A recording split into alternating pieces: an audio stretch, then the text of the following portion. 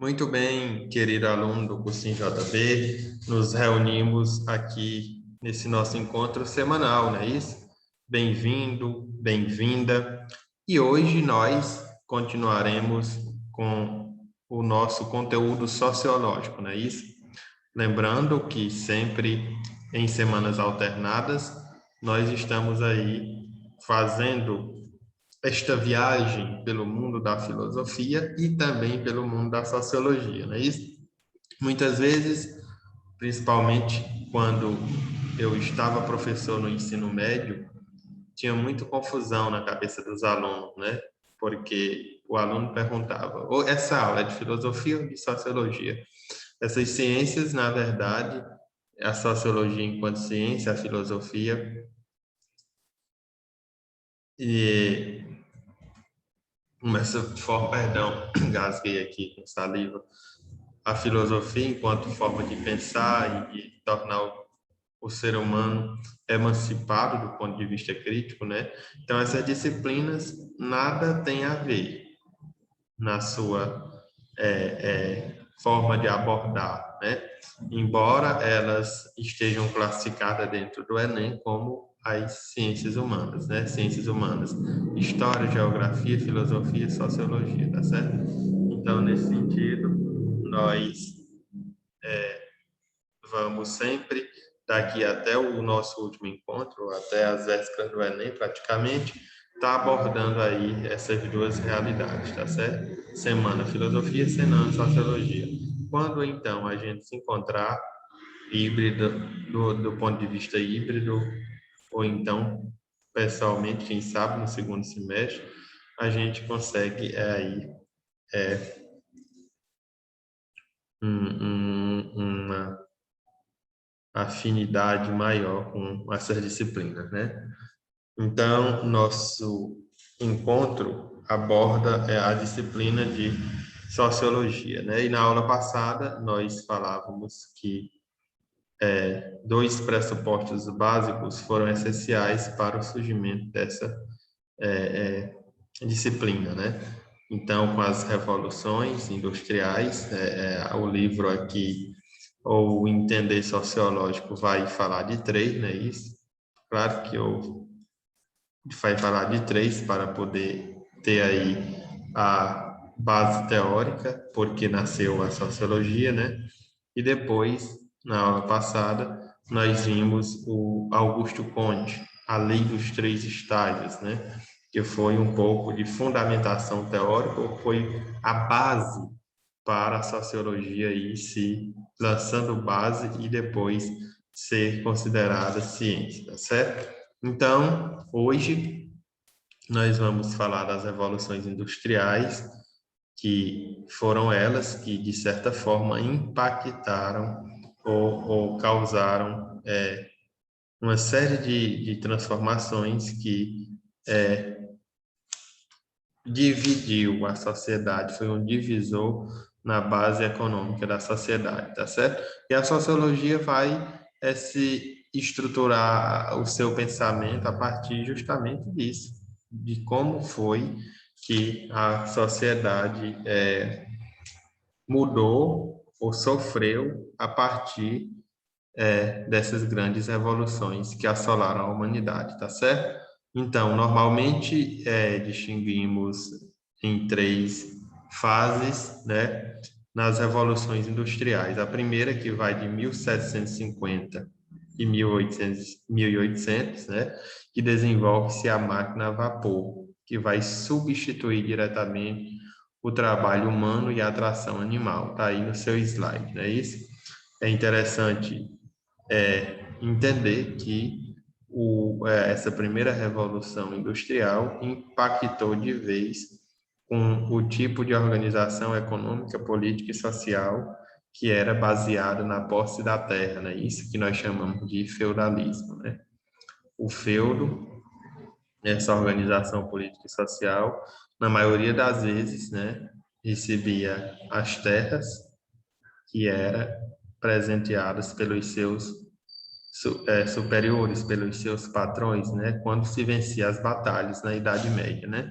embora o feudalismo tenha sofrido algumas intempéries durante o seu percurso, mas as primeiras revoluções industriais impactará diretamente no feudalismo, tá certo? Na segunda revolução, que vai entre 1850 e 1870, nós vamos ter aí a eletricidade e os combustíveis fósseis, né?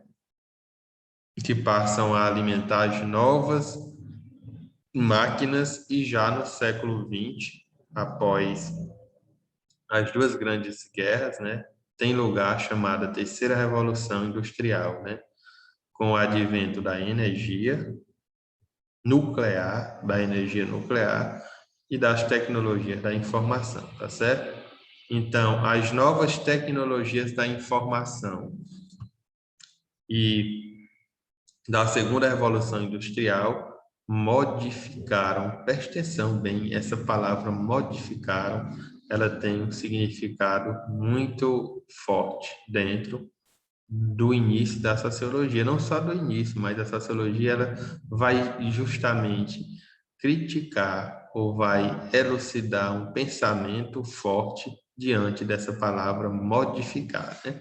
Então, essas revoluções modificaram por completo a estrutura da sociedade europeia ao desestruturar as bases econômicas do feudalismo, né? Então, como desestruturou uma base econômica, porventura deverá se ter uma nova base econômica da sociedade, tá certo? Então, a produção de bens e riquezas passa a ser majoritariamente industrial, por meio da mecanização do trabalho, né? Então, aí já temos outro ponto de vista que é diferente, que será essa mecanização do trabalho, tá certo? As máquinas a vapor, a combustão ou elétricas substituem aos poucos o esforço humano, tanto no trabalho agrícola quanto nas atividades laborais urbanas. O modo de produção capitalista se consolida de forma definitiva, pessoal, tendo no liberalismo uma doutrina política guardiã da visão de mundo dos detentores do capital, né? Então, essa nova classe capitalista que vai surgir até então por conta das máquinas a vapor, da combustão e que vai ser substituído pelo trabalho braçal e animal, né? Elas vão ganhar aí uma reflexão nova a partir do olhar da sociologia, tá certo? Então, a Revolução Industrial, né, produziu uma série de inequívocos benefícios, como a produção em larga escala, a mecanização do trabalho, a velocidade de produção, a redução de custos, né, de custos operacionais, porém trouxe também alguns passivos sociais que é comum desse período, né? Como o inchaço dos centros urbanos, isso nós já falamos na aula passada, a desigualdade econômica, né? O êxodo rural, a favelização, né? E a concentração de renda na mão de poucos, né? Das elites econômicas, como era bem chamado, tá certo? Então, essa nova forma de mecanização, de industrialização que rompeu com as estruturas do feudalismo, vai ser aí o primeiro ponto a ser estudado pela sociologia, viu? Entre o século XVIII e o século XX, ok? Então, a vida humana se constrói socialmente à medida que o homem se lança à natureza para daí elaborar a sua existência, né? Logo, o desenvolvimento do sistema capitalista, ao se constituir em torno da exploração do trabalho assalariado, na posse da propriedade e da constante criação de necessidades, rompe com a lógica, rompe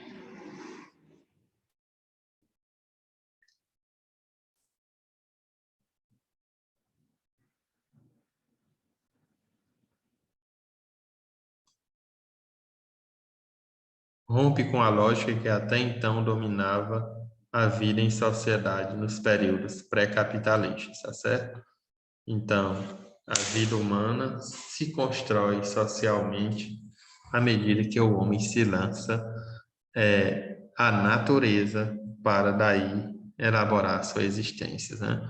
Mas na frente nós vamos observar alguns modelos de sociedade, né? Sociedades pastoris, sociedades agrícolas, que é justamente para a gente perpassar por todo esse período que,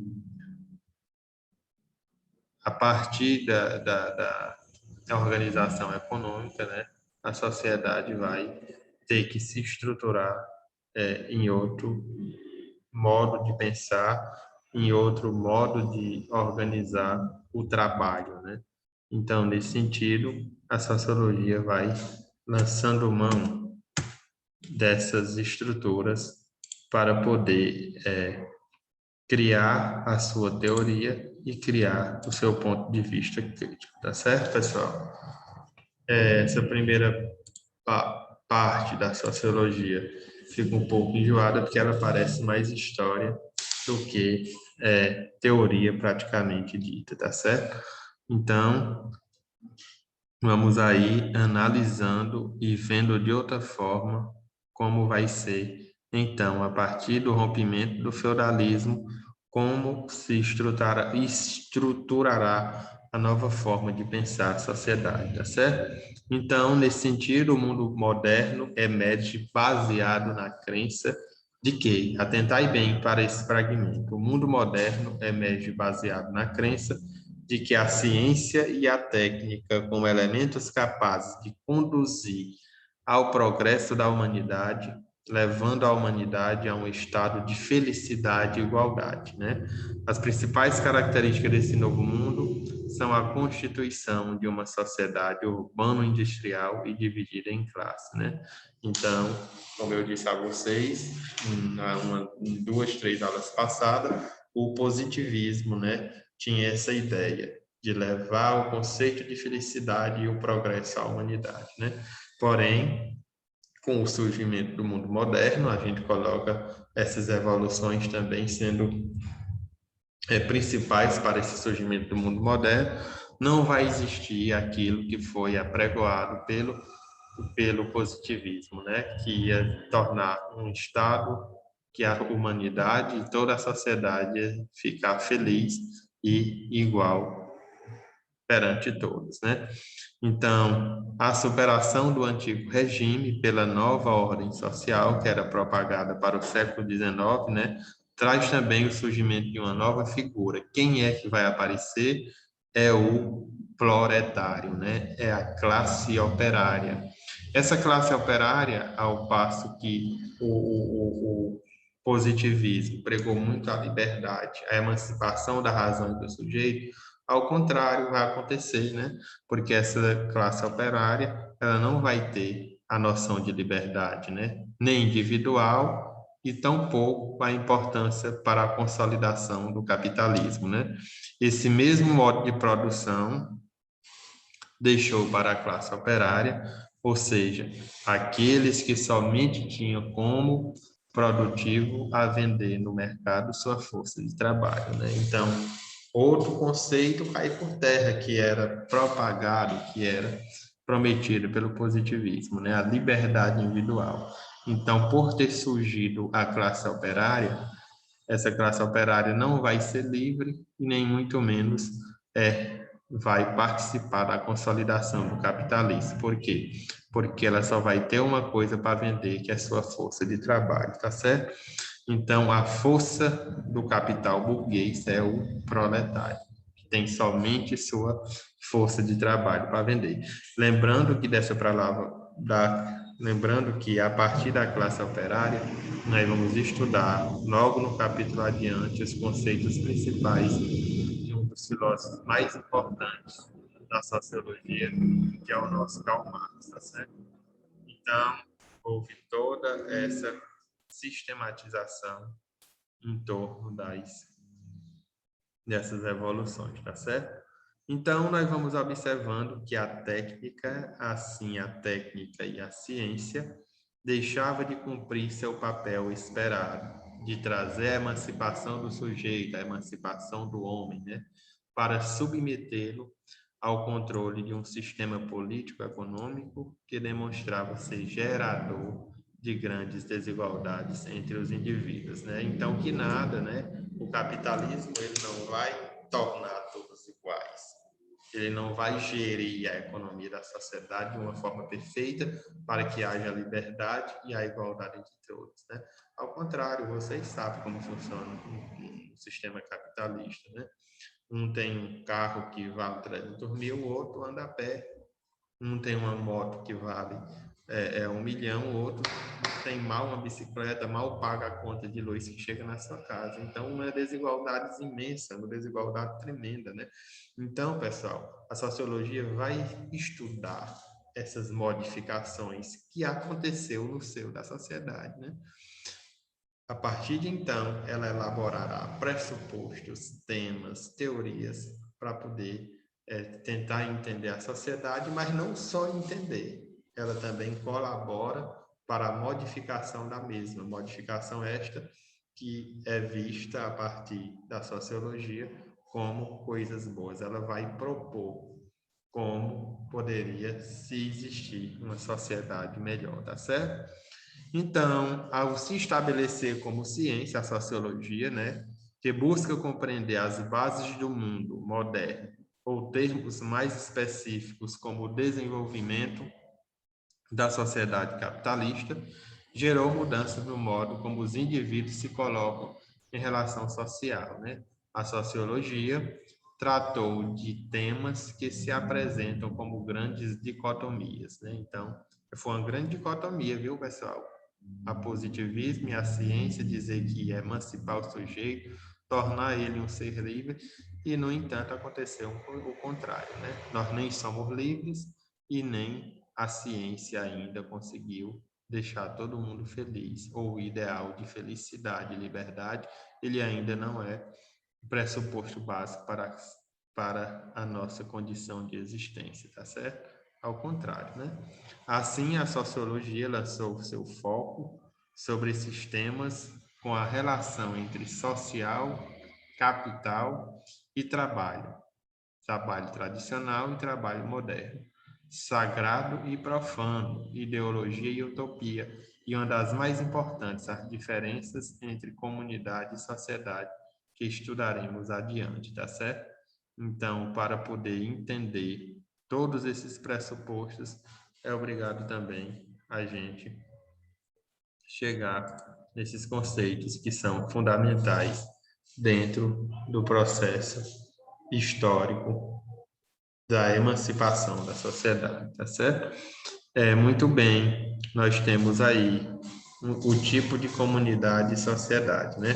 Conforme já vimos, podemos pensar sociedades humanas tendo como base as suas estruturas econômicas, né? Então, a sociologia lança mão das estruturas econômicas, porque a sociologia entende que é a partir da organização social, política e econômica que se pode estudar a sociedade com mais veemência, né? Como a sociedade se organiza nesses termos, isso é que vai ser aí a característica, o principal modo de obtenção de alimentos, né? E produção das necessidades mais básicas. Então, como é que os homens se alimentam? Como eles obtêm ou como eles conseguem suprir suas necessidades mais básicas? Através das estruturas econômicas, isso é a sociologia, né? Então, cabe notar também que o modo como uma determinada sociedade se organiza para produzir sua subsistência determina o modo como se dão as relações sociais, né? A sociologia está dizendo da maneira como a sociedade se organiza para produzir o que subsiste, né? Sua subsistência vai determinar o modo como podemos entender a sociedade dessa época, né? Então, sendo assim, podemos pensar em dois tipos de sociedade: as sociedades pré-industriais, né?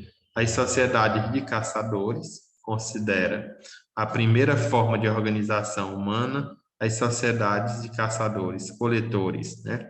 baseia-se na quê? Quais as características? Dos alimentos, né? Frutas, legumes, animais, conforme sua disponibilidade natural, né? Por isso, são sociedades marcadas pela migração constante em busca dos seus viveres, né? Apresentam divisão de trabalho conforme sexo, cabendo papéis sociais diferentes a homens e a mulheres. Normalmente, os homens saem à caça, enquanto as mulheres cuidam das crianças e do trabalho doméstico. Está aí as características sociais das bases econômicas dos caçadores e coletores, tá certo? Os grupos apresentam forte coesão devido aos estreitos laços familiares, uma vez que obedecem a um rigoroso sistema de parentesco. Isso fez com que as sociedades de caçadores e coletores vivessem num sistema social bastante rudimentar, né? Com elementos simbólicos simples, porém suficientes para o seu estilo de vida, né? E ainda hoje, claro, existem grupos de caçadores e coletores espalhados ao redor do mundo, especialmente na Ásia e na América do Sul, né? E aí, esse modelo de produção, digamos assim, é, esse modelo de produção, não, esse modelo que a sociologia quer entender como é que os indivíduos se organizam e uma determinada sociedade se organiza para produzir sua subsistência, tá certo? Outro modelo aqui presente é as sociedades agrárias, tá certo? Nas sociedades agrárias, esta revolução permitiu o desenvolvimento de técnicas e instrumentos como a enxada, que possibilitaram o advento da agricultura, de hortaliças, leguminosas e alguns frutos paralelamente ao Homo sapiens, que iniciou a domesticação de animais que passaram a ser utilizados para transporte e fornecimento de materiais secundários, complementando a alimentação que já era obtida na caça, né? É verdade, caros alunos, que as sociedades exclusivamente pastoris, né? Exclusivamente pastoris, ainda mantêm um pouco dos traços nômades, em função, claro, da constante busca por pasto e água. A agricultura também permitiu um novo estilo de vida que se opunha ao nomadismo, ou seja, o sedentarismo. Uma nova forma de organização social começou a surgir, pois a agricultura é mais complexa que a coleta e exige uma divisão social do trabalho mais elaborada, né? São dois tipos de sociedade. Vimos as sociedades de coletores e caçadores e as sociedades agrárias e pastoril, né? Então, por tudo isso, as sociedades agropastoris apresentaram um nível de complexidade bastante superior ao das sociedades de caçadores e coletores, né? Pela perspectiva aqui histórica, é evidentemente que uma vai diferenciar da outra, né? É justamente a diferença entre as sociedades pré-industriais e as sociedades industrializadas que estão no cerne da nossa discussão, né? A respeito das diferenças entre comunidade e sociedade, né? Então, a vida em comunidade guarda características como coexistência de indivíduos e um espaço relativamente restrito, né? Já o termo sociedade, na concepção de Tinias, se refere diretamente às formas de agrupamento humano que são fruto do processo de urbanização desencadeado pela Revolução Industrial, né? Então, aqui nós temos dois conceitos que fazem parte dessa parte introdutória, né? O conceito de comunidade e o conceito de sociedade. A comunidade guarda características como a coexistência de indivíduos, né? Por alto grau de integração afetiva e se configuram como grupos bastante coesos e homogêneos. Já a sociedade, na concepção desse pensador Alex de Tiniers, se refere diretamente às formas de agrupamento e ela é fruto de quê? Da Revolução Industrial, tá certo? Esse ambiente urbano é marcado por uma maior diferenciação entre os indivíduos e, assim, as ligações afetivas diminuem em quantidade e importância, né? Podemos concluir, então, que o mundo moderno significa a ruptura com o mundo tradicional e, assim, a reorganização dos laços sociais estabelecidos pelos indivíduos em cada contexto serão diferentes. Por esse motivo, comunidade e sociedade são dois conceitos opostos, ok? Então, nós vamos concluir com essa aula aqui, que o mundo moderno é totalmente diferente ou coloca em ruptura totalmente com o mundo tradicional, tá certo? Então, essas dicotomias, essas diferenças que vai aí estruturando a sociologia enquanto ciência, tá bom? Nós vamos encerrando aqui esse assunto um pouco denso, misturado com história, com outras coisas, né? Nas próximas aulas, nós vamos tentar abordar já teorias para poder a gente entender como se estrutura o nosso estudo sociológico, certo? Não esqueçam de escrever o nome, que eu acho que é uma forma de frequência, né? Tchau, tchau, a gente se encontra na próxima semana.